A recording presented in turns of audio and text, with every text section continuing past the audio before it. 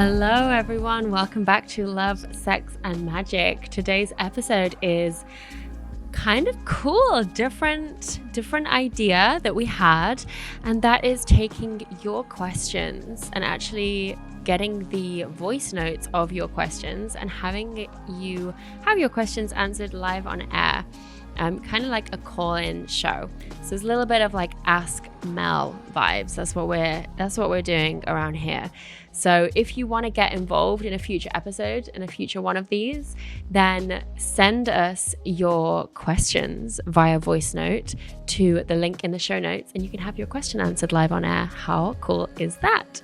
So let's go into our first question. We've got 3 questions. One pertains to love, one pertains to sex, and one pertains to magic.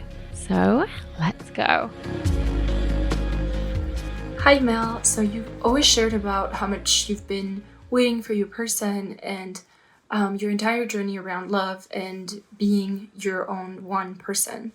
And we also know that you've always wanted to be a mama since basically forever.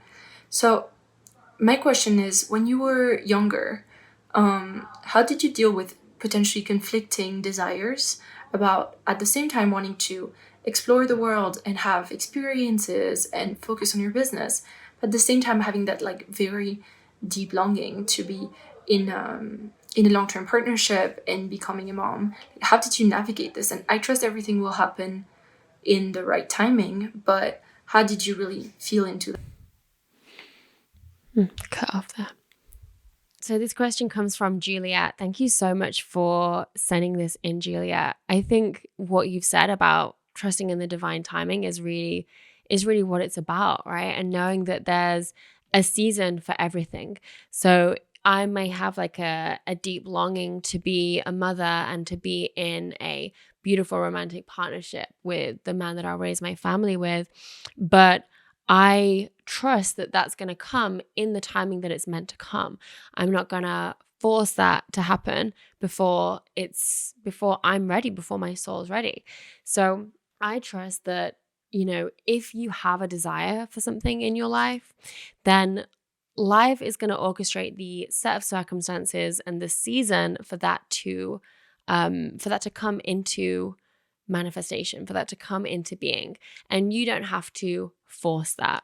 So there's a difference between having a desire and like forcing it to work, like forcing it to happen because you really want it to work, versus having a desire and trusting that life's going to just make it happen for you, right? Life's going to take your desire and orchestrate the set of circumstances and the right people and the right person, the right season in your life for that to come to fruition. So when I was in my 20s, I knew that I wanted to be a mom, but I didn't want to just be a mom in my 20s, right? I wanted to meet the right person, fall in love, build a foundation of a relationship, and then bring a baby into the world, right? So I think it's important to note in your body what you really feel ready for, right? Because I felt ready for a baby in my body for a long time, but I wasn't in the right relationship for that to happen. I wasn't in the right life circumstance for that to happen. I think it's about knowing what season of life you're currently in, because the season of your life right now, I'm sure, is so beautiful and so nourishing and so rich. And I'm sure that when you enter into a different era, there's going to be just a completely different season of your life with different qualities and different beautiful things and beautiful people. And maybe that's the season of your life where you get to become a mama. But I think whatever your dreams are, whatever your desires are, there's room for all of it. Trust that it's going to happen in the perfect timing and in the timing that your soul is meant to experience that. And it's okay if it's not now. I really had to trust and surrender that was going to happen for me in divine timing. And I honestly was like, maybe it's not going to happen for me until I'm like, in my mid 30s or even in my early 40s. Like maybe that's the timeline. And I think when we have a desire, it's our soul's desire to experience that in our lifetime. but it's not up to us when it happens. We're not in control of when that may happen in life, when that desire gets actualized in our life. We may say, oh, it's my goal to do this thing by the end of the year. But desires when it comes to like love and relationships and having a baby, they're such monumental life decisions that we can't really plan too much or try and control too much. We have to just surrender to our life's path and what life has in store for us. So thank you so much for your question, Juliet. Beautiful. So Juliet, we will be sending you a little gift in the mail as a thank you for submitting your question. Next question comes from Dana, and Dana asks, Hey, Mel. Okay, here's my question.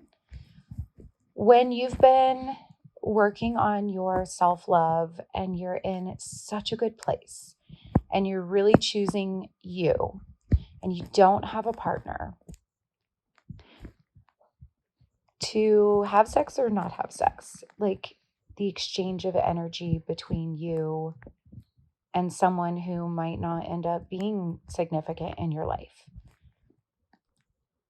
Do it or don't do it until it's meaningful. Such a good question. I had so many people ask me this question when I was single because I feel like there's so much beauty in just working on your own self-love and doing your own inner healing work.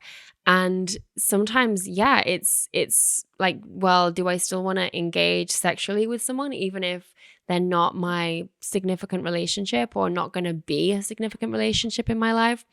And something that I decided on this for myself when I was last single, because I went through a period of my life when I was just last single. I think I did about 7 months where I was just completely celibate. And a lot of that was because I was doing my own healing. And a lot of that was because I just didn't meet someone that I really felt that connection with and wanted to and felt ready for. So I think this question really comes down to you checking in with your own body. And something that I decided when I was last single was I'm not going to engage with someone sexually unless it's a hell yes from my heart and a hell yes from my yoni, right? So there's two aspects. Does this person make me feel safe? Can I trust them? Doesn't mean that they have to be the love of your life. Doesn't mean that you have to be like head over heels in love with them. But do I feel safe with them? Can I trust them? And is it a yes in my heart and in my yoni, right? Because you could get a yes that's just purely physical, but your heart doesn't feel safe. And that person might not take care of your heart very well. Or you could feel a yes in the heart, but you don't actually feel that physical attraction. So this is for me what personally worked for me and helped me decide whether I wanted to engage and share sexual energy with someone during my single times or not. So do I feel safe? Can I trust them? And is this a yes from my heart and my yoni both together? And if it's a yes from one and a no from the other, then it's a no all round. So this is how I personally determined it. And I think everyone has a different interpretation of, casual sex being, a good thing or not, or healthy or not. For me personally, I feel so connected to sexuality as sacred. So it felt to me like very important who I chose to share that energy with. But it doesn't necessarily mean I was going to wait for the person who I knew I was going to get married and have babies and do all the things with for that to be it. So I hope this answers your question, Dana, and thank you for trusting me with such a beautiful, vulnerable question. And we will be sending you a gift in the mail. Thank you so much, Dana. Hey guys, just want to take a quick break from this episode to tell you about my favorite product that I'm using right now, and that is Pitsy Natural Deodorant. I've tried every single natural deodorant that's out there. This is the only one that actually works and lasts and stops me from smelling. But not only does it stop me from smelling, it actually smells freaking amazing. And there are 6 different scents. So what I love about Pitsy is I can basically choose the scent that I want that morning, depending on the kind of mood I'm in, depending on my outfit, the vibe that I'm in. So I might go for like rose, which I love the rose one, but then this morning I was feeling more in like a lavender clove bud kind of mood. I might feel in like a dark sea kind of mood. Like, I'm so multidimensional that I like to choose a different scent every day. Right? So I love this product so much. It's also biodegradable, compostable.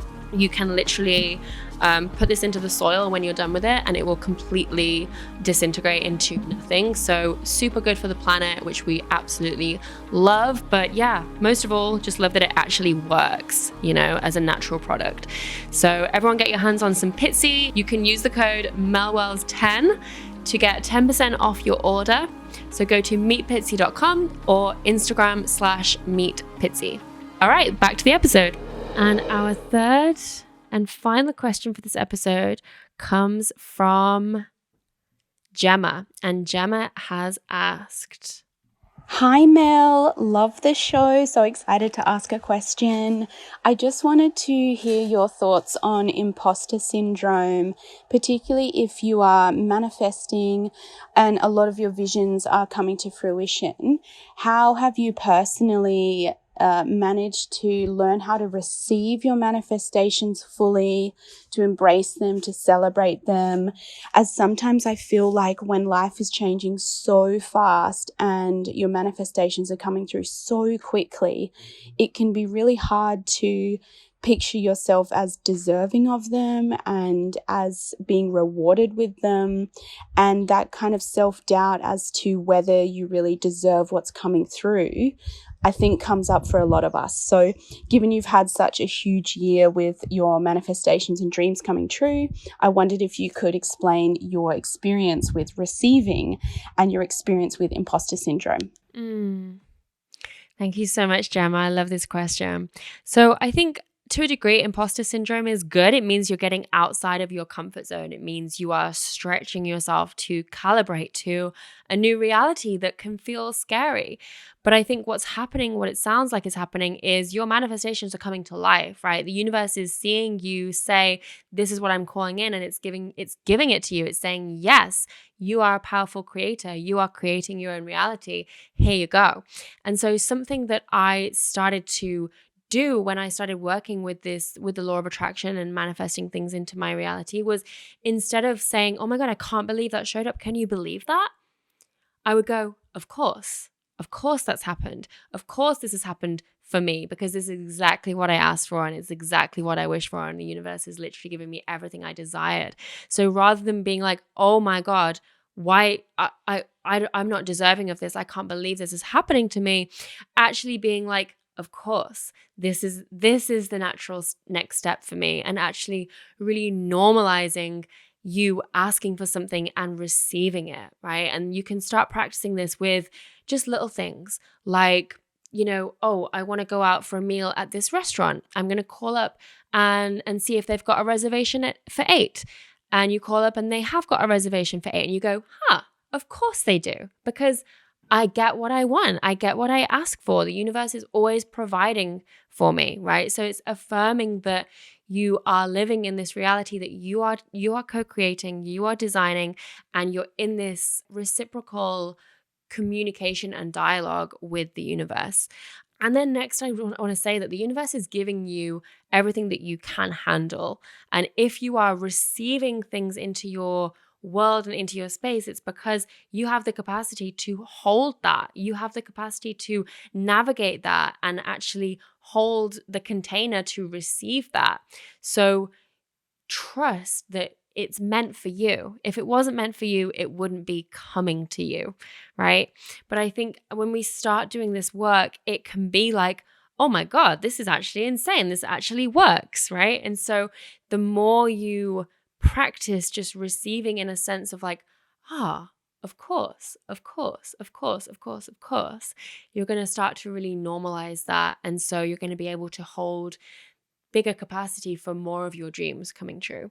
So for me, when I like if I have a dream and I am tuning into that dream and I'm checking in with myself on a daily basis around it, and I'm doing the inner work to help that dream come into my life, then I know 100% it's only a matter of time before it comes in, right? I'm not shocked when it comes in. I'm like, of course, this is exactly what I've been asking for. This is exactly what I've been praying for. This is exactly what I've been calling in. So I hope that was helpful for you, Gemma. Thank you so much for asking this question. We're going to send you a little gift in the mail to say thank you. And I hope this was a fun episode for you to listen to. If you would like your question answered live on air, then hit up the link in the show notes and you can type in your question and you can voice note and we will answer it on our next episode. So thank you so much to Juliet, Dana, and Gemma for asking your questions. Thank you guys for listening and I'll see you next week. So my loves, I hope that you loved that episode. If you did, please do share it on Instagram. I would love to see your story tags of you listening to the episode. We love to hear which episodes you guys have loved the most. Please also make sure that you leave us a juicy review on Apple, iTunes, or the podcast app, because that means so much to me and it really helps this podcast spread far and wide. So thank you so much for listening. I love you. I hope your week is filled with love, sex, and magic, and I'll see you next time.